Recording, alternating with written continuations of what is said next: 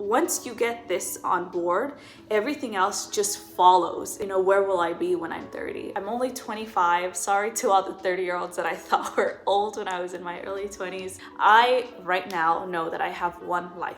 You feel like you have a ball and chain. Death and taxes, right? The only two things that are promised. 25 sounds like nothing because it kind of is nothing, but nonetheless, this is the only thing I have. 25 years of living that I can use as my, experience and what I can rely on. And so far, I'm pretty proud. I think the young version of me would be really proud of how far I've come, the things that I've achieved, the things that I'm trying to still achieve from now. Something that I will say is it's very easy to get caught up in the little things, and it's very easy to put your blinders on and kind of just let life pass you by. I think that really plagues a lot of people who are overachievers, who like to have multiple goals, who are go-getters, and I am definitely that.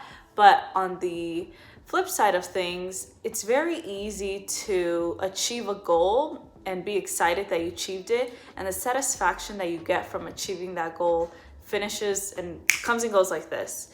And it's a good and it's a bad thing. It's good because it pushes you to continue, having different goals, more goals, and it gives you kind of like a motivation and a purpose to continue, living and experiencing life, because that's what life is about, right? You set goals, you accomplish them, but it's very important to enjoy the process. And I've heard so many people say, enjoy the process of attaining a goal. Don't just focus on the goal, because then you're really just not enjoying life and you're letting it pass by you because you're only focused on the goal, which is important. But the path to get to that goal is, many people would say, maybe even more important than the goal itself. So 25 years old, and I'm very vulnerable, I think, to be able to just get in that mindset. Okay, I became a nurse, next thing is a PA, and then I have other goals that are in my mind, but I keep them here close to my heart because those are just things that I don't want to talk about until I see kind of the fruit of my labor. Eventually, I might share some of those things, but in my personal life, family members know what I'm trying to accomplish. Not all of them, but a couple of them. I say all that to say, even though you have goals, make sure that you are working towards accomplishing them, but don't cancel everything else in your life just in order to attain that one goal. For example, when I was in nursing school, there was a lot of events that I was invited to, a lot of opportunities I had to go with my friends, go and meet new people, go and network, but I would turn them down because there was an exam that was coming up, or I thought, okay, there's more studying that I can do. There's more that I can do for myself to prepare myself to prepare myself to be a nurse. It's definitely not bad to want to stay back and study, but I could have still passed that class, most likely with a great score. In addition to that, I would have been able to experience, new people. I would have been able to socialize a lot more.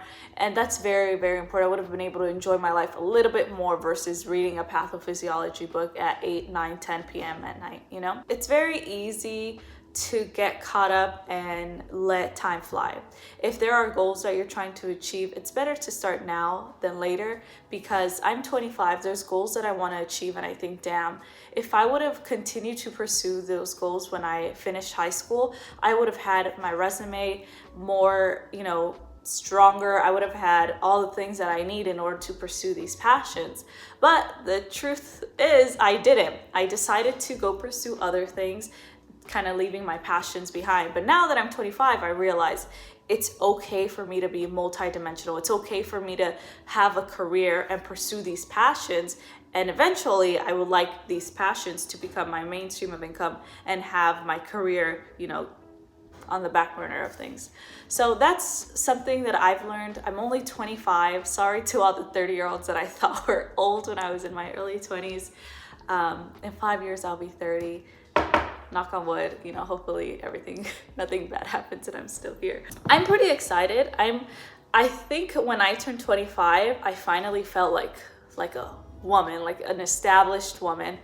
And I'm very, very excited for the future holds, but I also have to remember and remind myself that even though there's goals that I have, it's important to not get caught up with them and to not get overwhelmed, because I am very, very, very good at overwhelming myself by thinking, okay, I want to get this, and this done.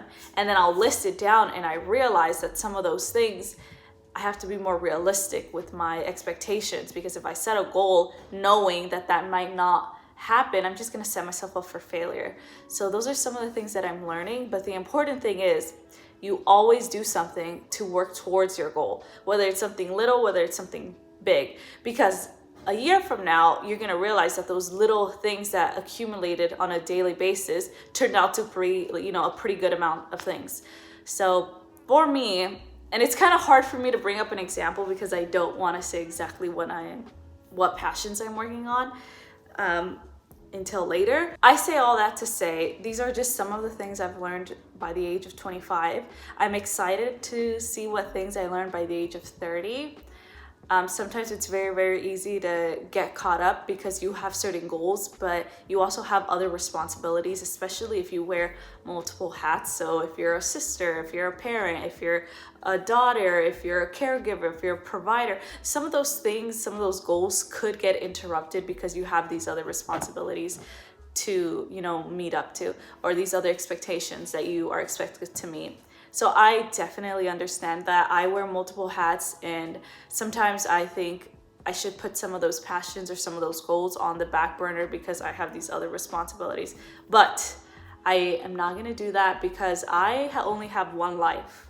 Knock on wood, aside from what a lot of people may think, I right now know that I have one life, and I'm going to die one day, sooner or later. I can die tomorrow, I can die in a week, I can die in a year, I can die in 50 years, I can die when I'm 110.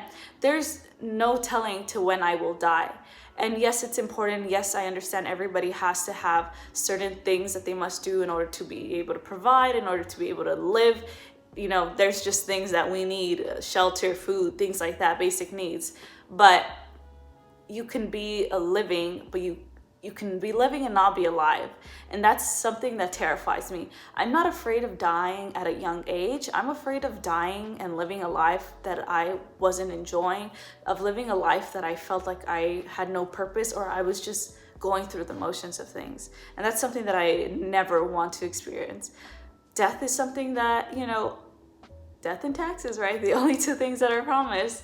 And if I lived a short life, I would not care, as long as I lived a life that was full of quality. I have learned by this age, and I'm glad that I got some of those, responsibility goals out of the way and that I was able to meet them. But now I'm excited to pursue my passions and kind of tap into my creative other half of my brain. So I'm very excited, and this just goes to show that whatever you're trying to do it, whether it be a small task every day or a larger thing every day that you work towards. Just start doing it, because at least you can say that you are working towards your goal, and nobody can take that away from you. And now if you're not happy at the rate that you're going, then you can increase and speed it up. But just start, and then you can see where it goes from there. Those are some of the things that I've learned by the age of 25. There's some crazy goals that I have, and sometimes I just sit and I think, where will I be when I'm 30? I have these things in my mind that I can picture myself, living in another country with my career, with my passions and things like that. And those are the things that really excite me and motivate me and make me disciplined ultimately, so that I can continue to pursue some of those, must-have responsibilities that I have. And then I know that will kind of guide me and really prepare me and allow me to ultimately do some of the passions that I have on the side, which my passions are ultimately what make me, excited to wake up every morning. And sometimes those must-have responsibilities are, you feel like you have a ball and chain, but it's up to you to use whatever resources you have in order to pursue your passions. Of course, it's definitely easier said than done. Of course, there's life is, not everyone has equality. There's different resources, different things, the way that our society, the way that our life is structured. But I will say, if you ingrain in your mind that you can do this, and if you not, I know,